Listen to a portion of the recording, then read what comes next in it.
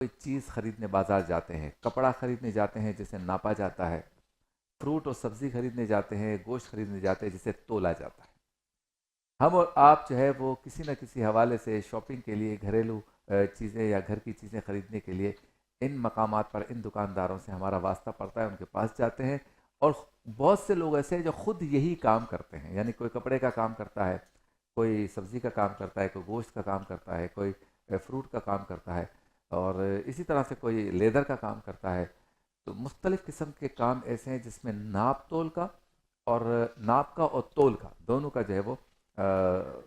حصہ شامل ہے، یا وہ اس میں انوالوڈ ہیں۔ اب سب سے اہم بات جو ہے ان دونوں کے علاوہ جو میں آپ سے کرنے جا رہا ہوں وہ ہے ملاوٹ کا، یعنی جن کا کام اناج کا ہے، جن کا کام مسالوں کا ہے، جن کا کام لکوڈ کا ہے، آئل کا ہے، یا اس طرح کی چیزوں کا ہے، وہاں پہ مسئلہ تیسرا آتا ہے ملاوٹ کا۔ تو تین معاملات پہ میں ابتداً گفتگو کروں گا: ناپ، جیسے کہ ہم کپڑا یا لیدر وغیرہ ناپتے ہیں; تول، یعنی جس سے ہم